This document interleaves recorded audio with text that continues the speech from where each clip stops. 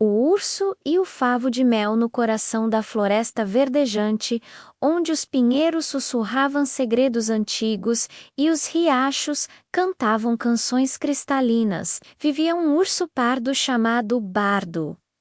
Bardo não era um urso comum. Enquanto outros ursos sonhavam com rios repletos de peixes, ele tinha um único e doce sonho: provar o mel mais puro e dourado da floresta. Ele já havia experimentado o mel das colmeias baixas, acessíveis a qualquer urso. Era bom, sim, mas uma lenda contada pelos mais velhos falava de um favo de ouro, escondido no Pico do Zumbido, o lugar mais alto e perigoso da montanha. Dizia-se que seu mel era tão puro que brilhava como o sol e tinha o gosto da felicidade em si mesma. Um dia, o aroma doce e distante de flores silvestres encheu as narinas de Bardo, e ele soube que era a hora. Com determinação, partiu em sua jornada. A subida foi árdua. Ele escalou rochas escorregadias,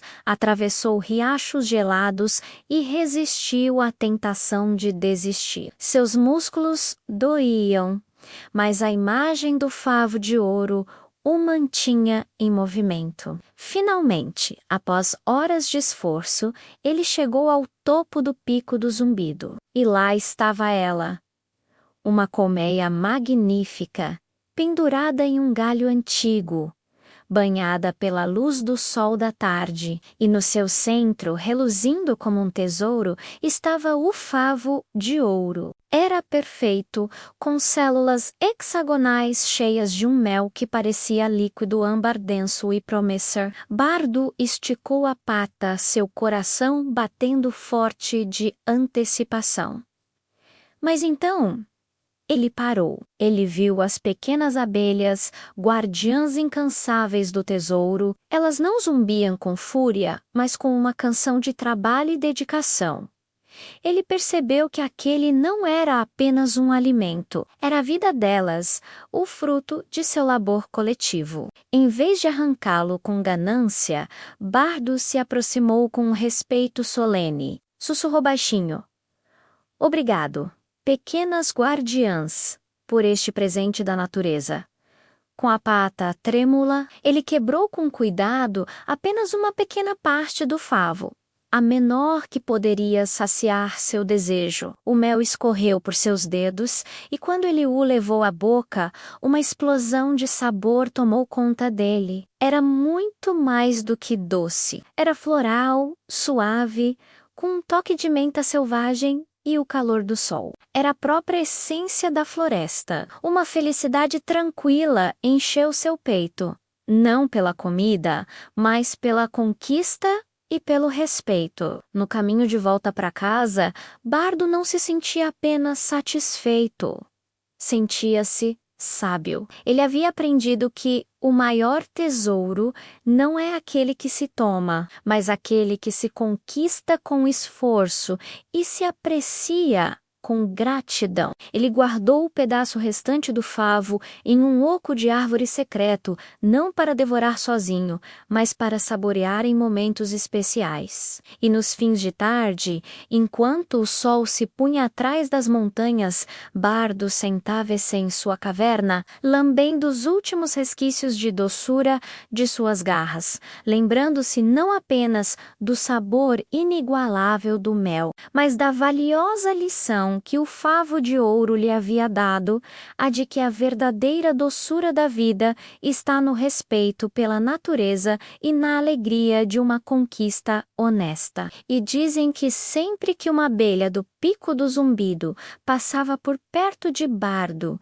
ela zumbia uma nota mais amigável, como se reconhecesse o urso que não era um ladrão, mas um amigo que sabia honrar o seu doce trabalho. O verão dourado deu lugar ao altino, e as folhas começaram a dançar em espirais vermelhas e douradas antes de cobrir o chão da floresta. Bardo, mais sábio e ponderado preparava-se para o inverno. Lembrava-se todos os dias do seu tesouro escondido no oco da velha árvore carvalho. Às vezes, nas manhãs mais frias, ele visitava o local apenas para olhar para o pedaço restante do favo de ouro. O mel já não brilhava tanto quanto antes, tendo cristalizado ligeiramente, mas o seu aroma doce e terroso ainda preenchia o ar em torno dele. Era o seu conforto,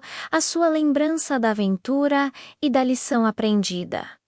O inverno chegou com todo o seu rigor. Um manto branco e silencioso cobriu a floresta verdejante. Os riachos paralisaram em esculturas de gelo e o ar tornou-se cortante. Bardo recolreu-se na sua caverna, vivendo da gordura que acumulara durante os meses abundantes. Os dias eram longos e escuros, e o mundo lá fora era um vasto e vazio silêncio. Numa tarde particularmente gélida, quando o vento uivava como um lobo faminto à entrada da sua caverna, Bardo ouviu um som débil e trêmulo. Era um lamento, quase imperceptível, curioso e cauteloso. Espreitou para fora. Encurralado contra uma rocha, tremendo de frio e fome, estava uma raposinha juvenil, magricela e de pelo embaraçado. Os sus-ous,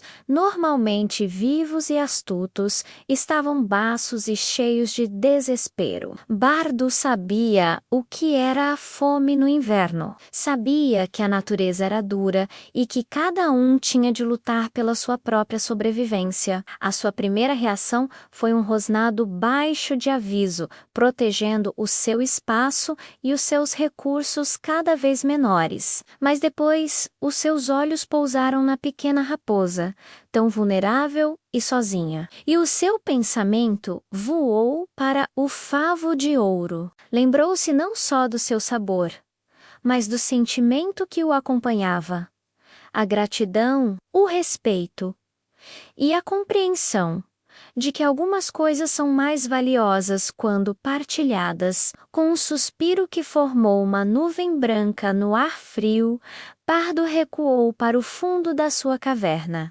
Pegou no embrulho de folhas que guardava o seu precioso favo, com esgaras. Partiu com cuidado metade do que restava. O mel cristalizado partiu-se como uma gema. Ele arrastou-se de volta para a entrada e, com um movimento gentil, empurrou o pedaço de mel em direção à raposinha. Ela recuou, assustada, mas o aroma doce e poderoso do mel era irresistível. Avançou hesitante, cheirou o oferecimento e depois lambeu-o.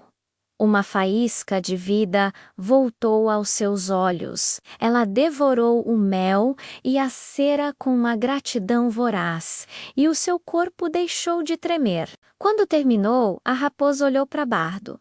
Não era o olhar de um animal para um predador, ou para uma simples fonte de comida. Era um olhar de profundo entendimento. Ela inclinou a cabeça, um gesto minúsculo de gratidão, e depois desapareceu na tempestade de neve. Agora um pouco mais forte, um pouco mais esperançosa, Bardo ficou na entrada da caverna, olhando para o vazio branco. O pedaço de mel que lhe restava era agora metade do que era, mas, estranhamente, o seu coração se enchesse mais cheio do que nunca. O sabor do mel que ele próprio comeu naquela noite pareceu-lhe mais doce do que qualquer outro que provara antes. Já não era apenas o sabor da conquista, mas o sabor da compaixão. Na manhã seguinte, a tempestade tinha acalmado, e lá, à entrada da sua caverna, Bardo encontrou uma pequena pilha de nozes e bagumas secas, cuidadosamente amontoadas. A raposa não tinha esquecido. A partir desse dia, Bardo compreendeu a lição final do favo de ouro. A verdadeira doçura não está em guardar um tesouro, mas em usá-lo para semear bondade. E que, por vezes, a mais preciosa das colheitas não é a que se encontra no topo de uma montanha, mas a que floresce no coração gelado do inverno. Nascida de um simples e doce ato de partilha. Inscreva-se no canal, deixe seu like para nos ajudar a contar mais histórias como esta e mostre este vídeo para seus amiguinhos. Junte-se a nós na próxima aventura.